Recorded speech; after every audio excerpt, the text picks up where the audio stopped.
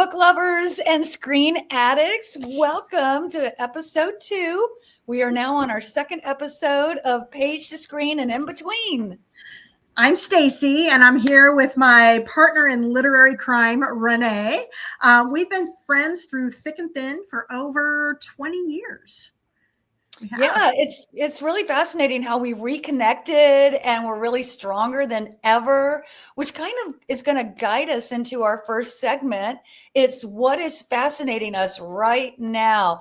Obsession, fascination. We kind of played around on what word we wanted to talk about, whether it's from the entertainment world, the health world, fashion world, really any world. We are going to talk about what is fascinating us right now.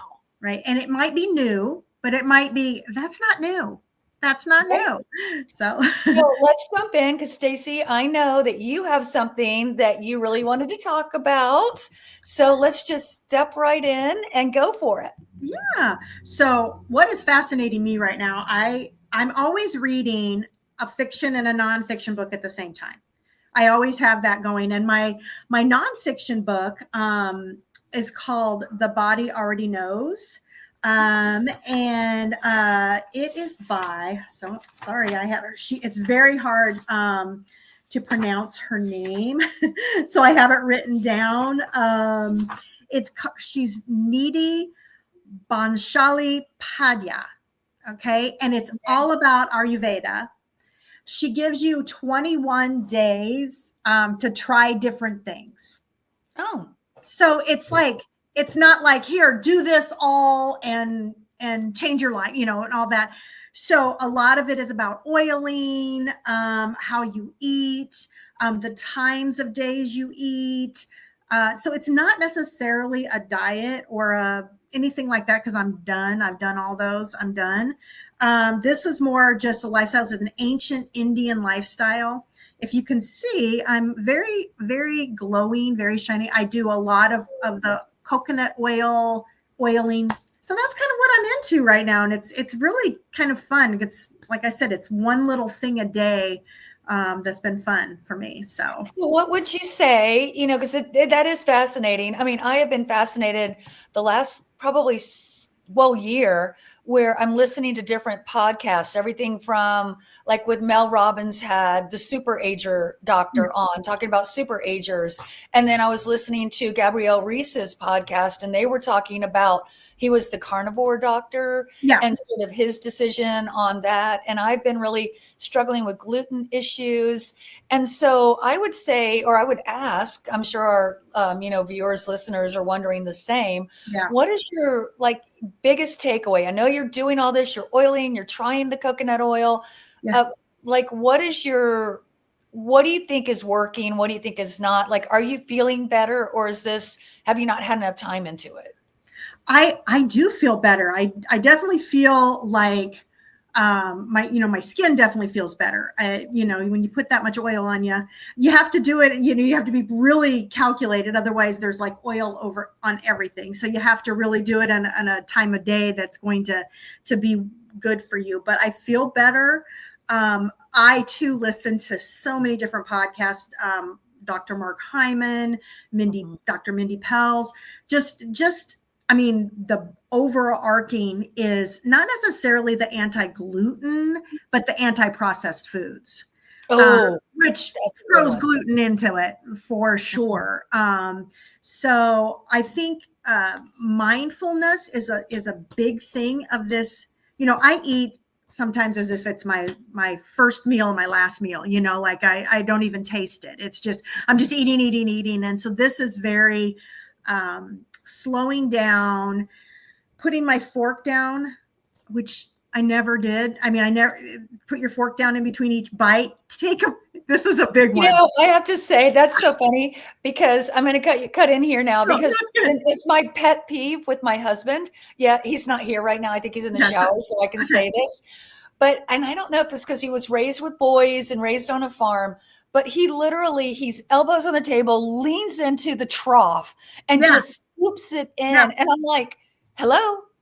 You haven't looked up once. You don't look at me. Right. I was like, slow down. You're making me so anxious. Take a breath. And he's just No, Probably it might be a it is hot. Midwestern thing. Maybe it's a Yeah, Midwestern, us the it must farmer, be. just It like must got to be. get in, got to get back out the field. I don't know. I never was in the field, but I don't know. But one of the points, which is so hilarious, um, empty your mouth before the next bite. And I'm like, oh yeah, don't take a bite if there's anything in your mouth. And I'm like, Oh how my many God. times have I just That is how my husband does it. It's like he gets a couple of bites, a couple of chews, and then goes the next bite. A couple of yes, chews and goes the next bite. And he is the worst flatulism, and I swear it's because of the exactly. way he eats. Yes, yes. So I have I love you, honey, wherever you are. yeah, Don't yeah, we do. I mean, it's I think it just gets to be habit. We don't know about so going to France with I have a child that lives in France, and the way they do their meals is very long, very slow, very it's it's an about the event. community. It's an event. It's about the community. It's about the conversation. It's about and it does make you slow down. I mean, because if you scarf everything down, then it's very uncomfortable to sit and watch everybody else eat. So you do have to like kind of slow down, have your cheese, have your bread in between, really look at the meal. It is, you kind of celebrate who's made the meal, how it's made. But I yeah, love you that. kind of said that about France when you were there I recently. did. I did because, both of you and I were in France, not together, but separately very recently. Mhm. And and we were talking about I don't know that I have a gluten allergy, but I do know when I eat a lot of processed food, especially cakes and bread and pastas, I don't feel good. I get a little head foggy. But Yeah. when I was in France and especially Paris, I ate all kinds of pastries and bread and I never had any issue. And I'm saying never, and I don't usually use that word. I don't like Mm. to use that word. Yeah. I just did not have any problems at all.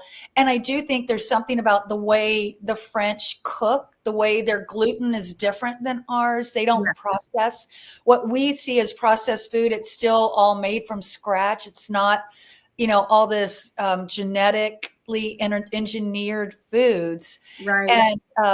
And so I feel like now that we're talking about France, and you have a connection in France as well, because Uh-huh. doesn't your daughter live there Yeah. now? Yeah. Yeah. She lives there.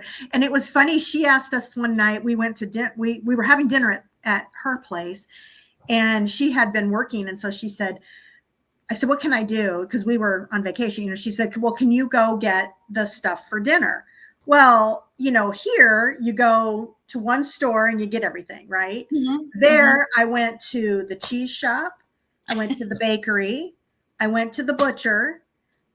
I went to the wine. We went to the wine shop to get. So it's just all these individuals, but like the bakery, like they made it that day. Everything was made that day, that fresh. Right. So and then when we got desserts, we had to go, of course, and get pastries and got dessert. So you go to each individual shop and you get them, and it's just interesting because There's a yeah, purity, I think, there to the is. way that they yes, Yeah, and yes, again, it's the community and the events and yeah, just how they eat. And sort of talking about Paris and France sort of is gonna help us segue into our next segment, which is yes, really why we're here. right. It's to talk about page to screen, those beautiful, messy, often controversial moments when our favorite books are translated into or take that leap to screen. And Right. that's really why we're here. And, so So like whether it's a faithful adaptation that like makes your bookish heart sing, or a wild reimagining that has you throwing popcorn at the TV screen, we're going to explore it all: the good, the bad, the ugly, everything in between. And no opinion is really wrong or right. There's no judgment in this zone. We're just here love it. to have fun. That's right. And, we may or may not disagree on parts of the book or the way that the book is translated. Just kind of consider us your literary besties and who aren't afraid to disagree with each other and really who aren't afraid to disagree with, I'm going to say it, with the You. viewer. Yeah, that's right. Yeah. That's right. We're just here to celebrate what works, dissect what doesn't, and maybe change a few minds along the way. I love that. So grab your coffee, your tea, or whatever your fuel of choice is. Where is mine?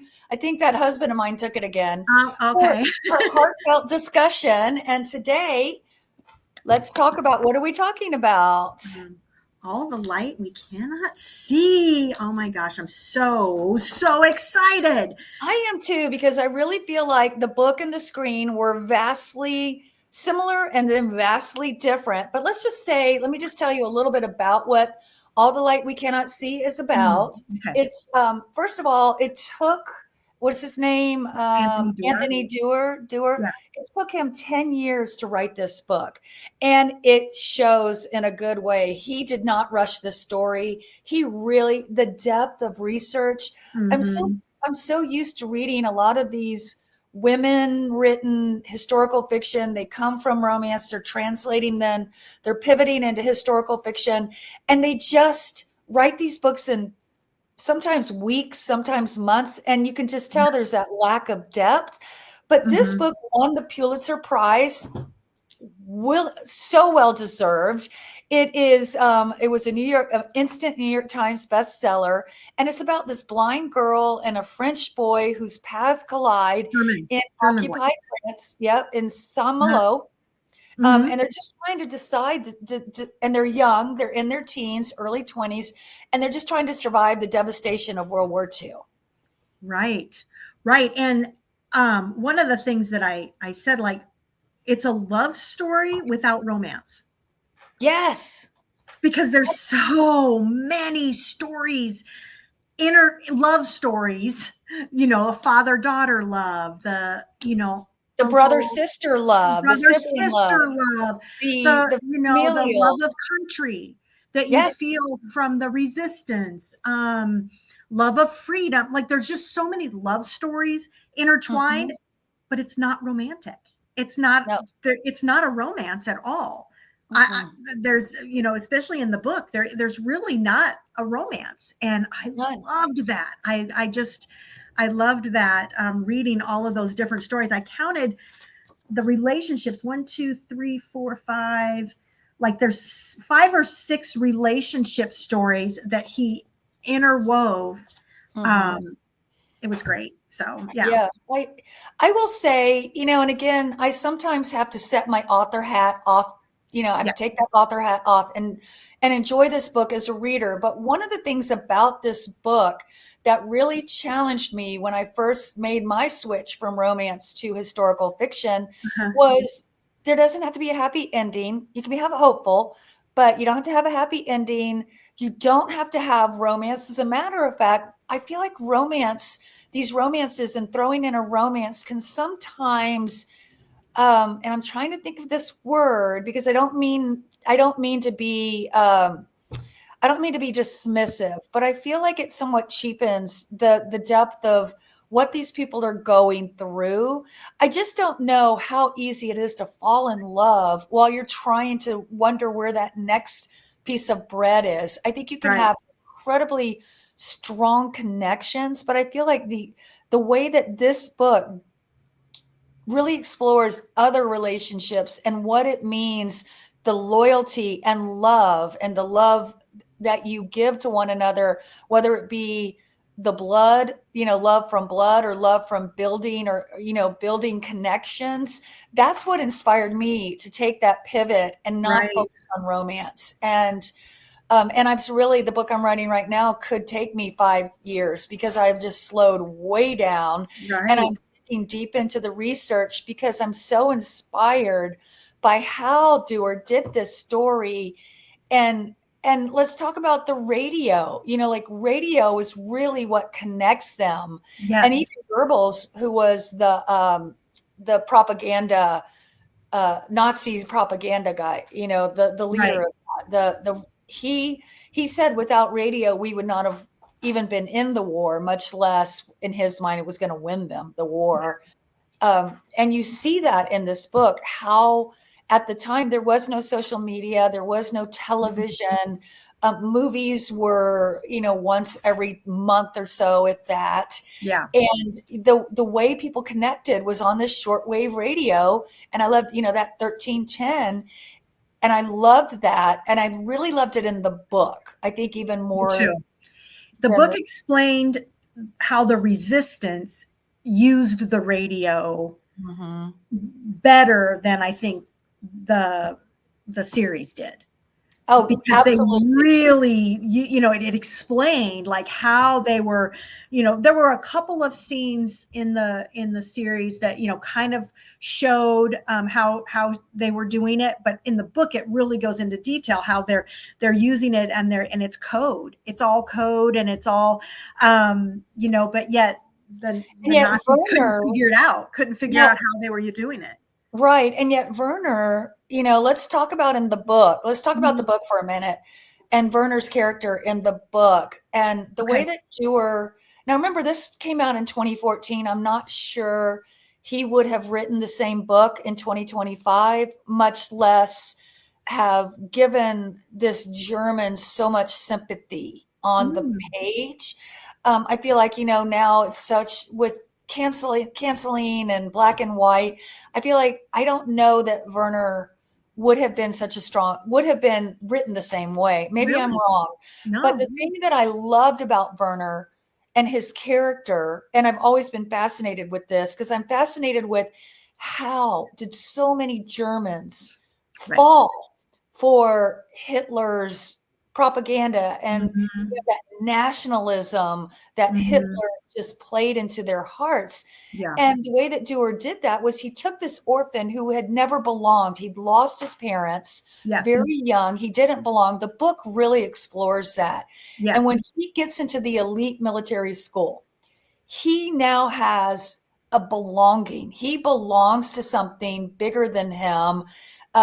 He talks about I think the screen talks about how the professor was his father, but I really Right. feel like the fatherland was his father. And when he first arrives at the military school and he has this belonging, deep, deep, deep in the back of his mind, he's thinking something's not right here, but he's also really loving that belonging. And when he's plucked out of the day-to-day part of the military and he's favored by, the teacher Yeah. at the school and he's favored and he's given special treatment, you can see how he would want to work for the fatherland and want to be a part of that. It's not until he goes to the Eastern Front that he realizes how they have weaponized radio, the Nazis. Right. What had become his salvation is now he is an instrument of war. Right. And that wasn't ever the plan. And I think that he fell for it and he fell into it. I hate to use this word organically, but it wasn't really a choice. It was, oh, I belong. And I feel like, and then that poor Frederick, his friend, who wanted to belong because he wanted to impress his father and he wanted to Right. belong and took all that brutally, he became the weakest link and he took the brutalization and the beat ups, if you will, Right. because he too wanted to belong and couldn't face the devastation of being kicked out. And I Right. and I feel like that explained in so much show don't tell what it meant for these Germans and how they became so immersed in the national uh, for want of a better word, that the ideology of the Nazi party. Yeah. That is an interesting. I guess I went a little more primal with it. Mm, Um, a lot of the Nazi stories that we hear are more about the monsters, like the von Rumpel right, monsters, right? right. This story, I feel like, just showed a side that was more human than Hmm. monster and more about survival, Yeah. just raw survival. He always had his sister in mind, like, I have to do this in order to make things better for her. I have to do this to, like, he went and visited Frederick. You know, he had to, there was more of a human side of him. I did not take that he ever bought into the ideology.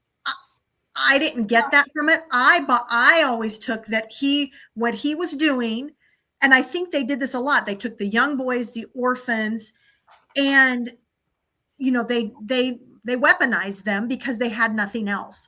They groomed them. They groomed them, but and some fell for the ideology, of course. You know, some of them were like, yes, but I think a lot of, I think for Werner, it was raw survival. He knew he had a talent. He knew, you know, he knew he had a gift. Somebody, you know, the Fraulein, the one that took care of them, you know, said he had a gift. He expanded on that gift and used it to literally just survive. And then when Marie came into the picture, his compassion overtook that any type of loyalty, because you know, he would turn he protected her.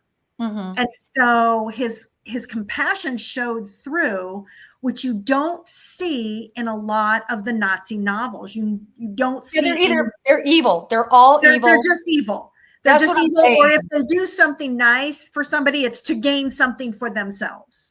Right. And even von Rumpel, who was technically the villain. Yes. The thing about him was, and this is where a lot of authors, they just make Nazis bad. And they like, well, he's a Nazi, so of course I can make him be bad, and I can make him target people. The one thing that Dewar did really well, and this is, again, I'm putting my writer hat back on, is that he gave us a multi-layered villain. He had a very specific goal. His was about survival as well. He wanted to survive as well. His nastiness, his single focus, yes, it was selfish, but it was well drawn. We understood why he was going after what he was going after. Yeah. He had bought into the fable of the diamond. And I feel as though, while he was the hero of his own story. And he was, everything that he did was purposeful and to meet that goal and to survive. And I feel like you hated him, but you also understood him. And that's where I think so many authors are afraid to go. They don't want to go that deep. They don't want to show, like the Werner. And yes, I do think it was about survival, but I also do think originally it was about belonging. And my idea was that this was a great way for Dewar to show us that most of Germans didn't buy into the ideology, the average German. They just were either afraid or wanted survival, wanted to be on the right end of history, you know, and there were a lot of people in France that wanted to be on the right end of history. So they collaborated. You know, and I think as we look back on history, we're all about, I would have never collaborated. I would have never been a German, but we weren't trying to survive a war. We are going in our comfortable home. And it's not that what they did was right, but understanding what they did, I think, is why we read books, and why, you know, to get that human piece of, you know, understanding why people do what they do.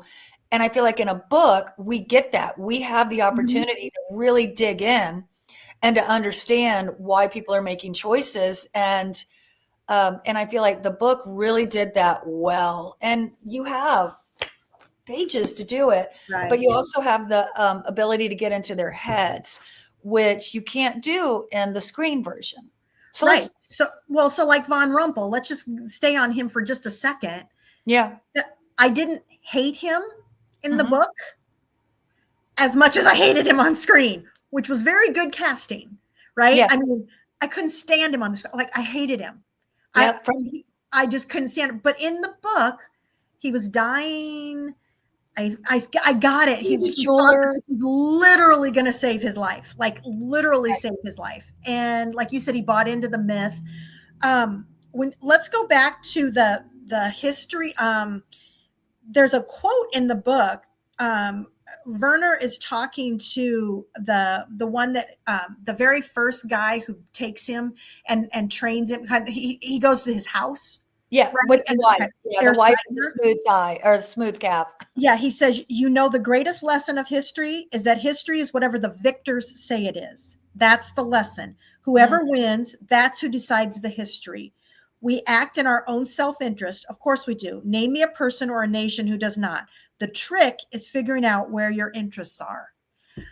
And I'm like, that is pretty profound when you go back and you look and you're like, yeah, what would it look like if Germany would have won? I mean, Mhm. and you know, we were in France recently during D-Day, Oh, and the French love America. I mean, because they're like, we're French because of America, because of because of America. D-Day. Yeah.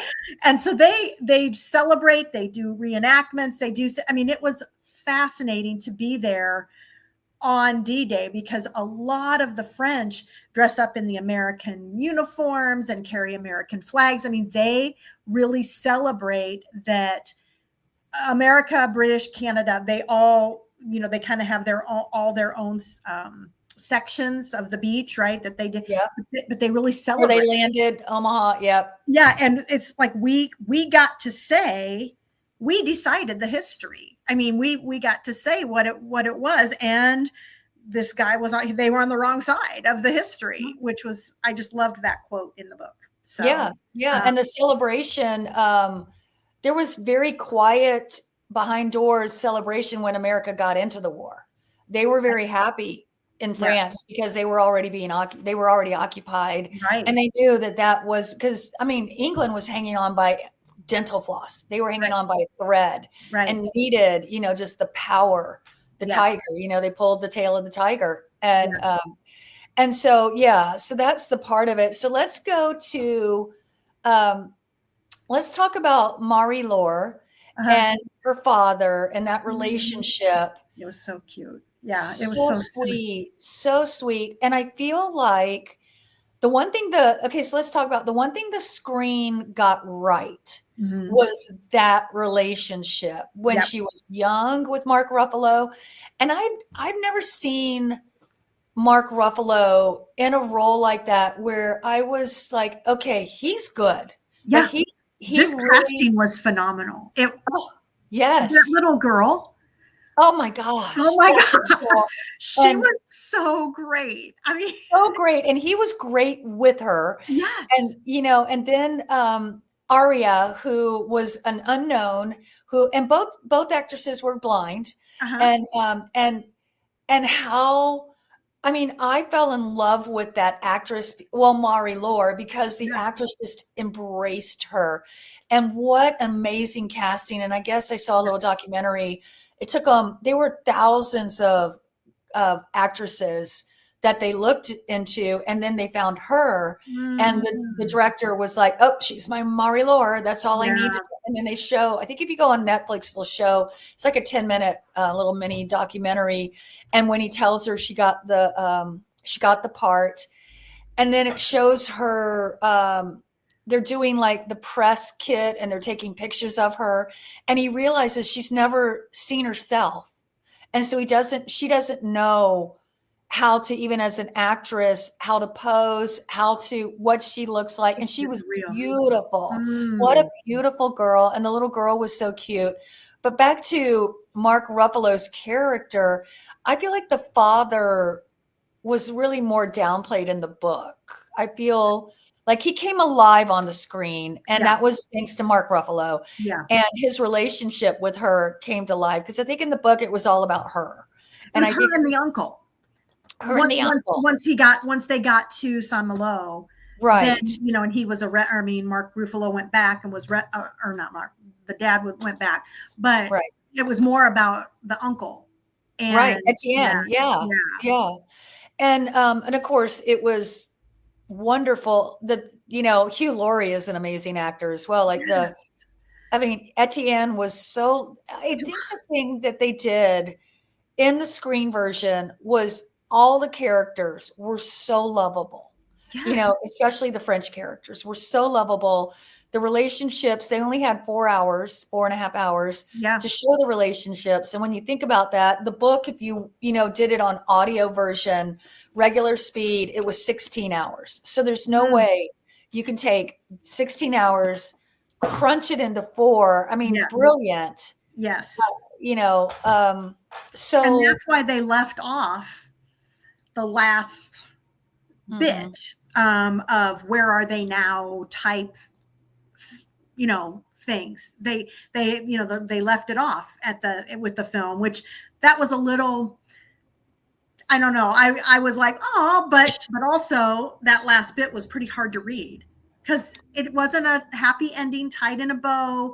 Yay, yay, yay. Everybody fell in love. Everybody's together. Everybody, it was like, it wasn't the happy ending that we get sometimes. it was what I call a Pulitzer Prize ending. Yes. Devastation everywhere. And I feel like the screen was a cinematic ending. It was a Hollywood ending for a World War II book, a story. And I feel like it gave us much more hope, depending on who you are, whether or not, like even like we talked about, there was no romance in the book.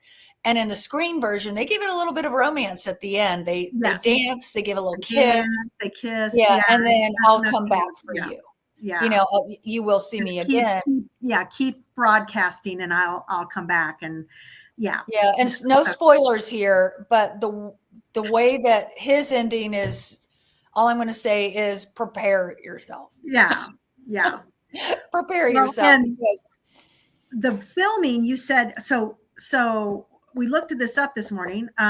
It was filmed in Budapest, Saint-Malo, and then in a little village in the south of France that has the same type of square that would have been very reminiscent of a 1944 square in France. So they filmed it. But a lot of it was filmed in Saint-Malo, and we have friends that live in Saint-Malo. And so very interesting. We were visiting our friends and we just loved the city. You can visit this city fully in 3 days and see it's very small.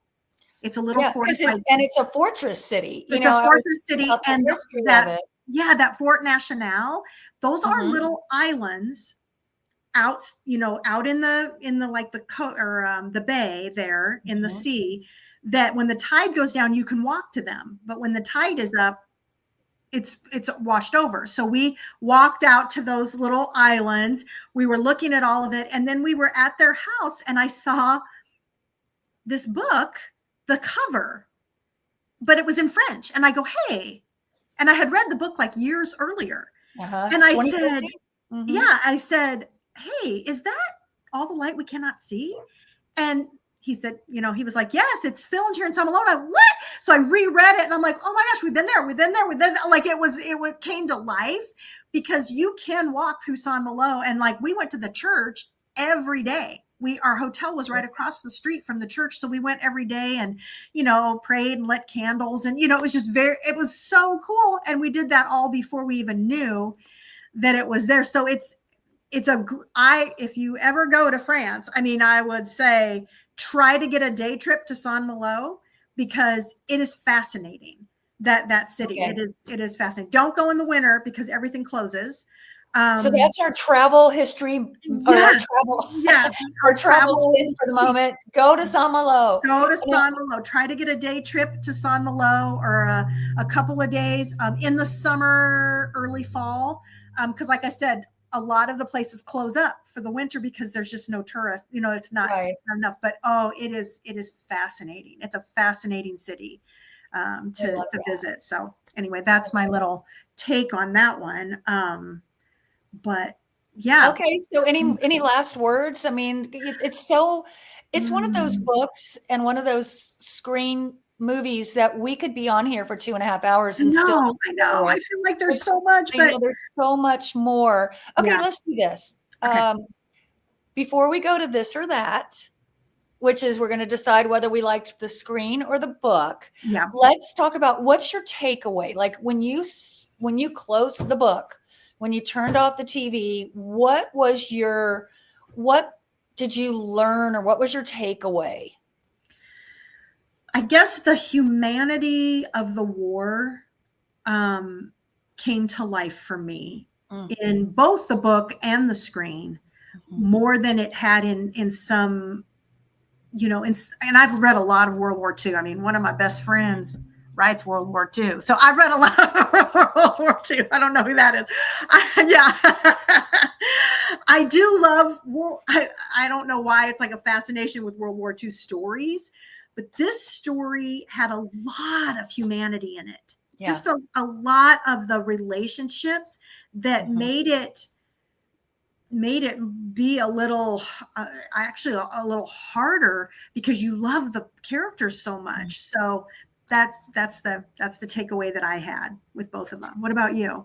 Yeah, I would say my takeaway as a reader, okay, first of all, the language and the word choice and just the writing was so beautiful. Yes, There were ways that verbs he used and nouns that he used that just one sentence brought an entire scene into my head. Yes. So the writing was beautiful. So that was one of as a writer, my takeaway.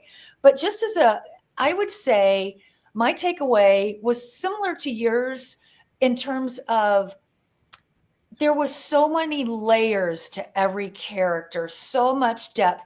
Everybody was gray. Everybody was making choices, good or bad. Yes. For immediate reasons. Like there was a lot of reactionary, a lot of thought as well, just so many layers. And like we said, you know, even the villain had layers, many, many layers in the book. It was, and I would say that much like you know, the humanity, but for me, it's my takeaway that I try and put in every one of my books is that you don't know what it is to walk in other people's shoes until you actually have to walk in other people's shoes. And we are such a judgmental world. And we're like, oh, all Nazis are bad. All French are good, or French are lazy, or French are this, and American soldiers are this. This book tells us, no, nobody is a stereotype. No. Everybody has a layer. Everybody has a reason. And whether it be a selfish reason, even those selfish reasons were dug deeper.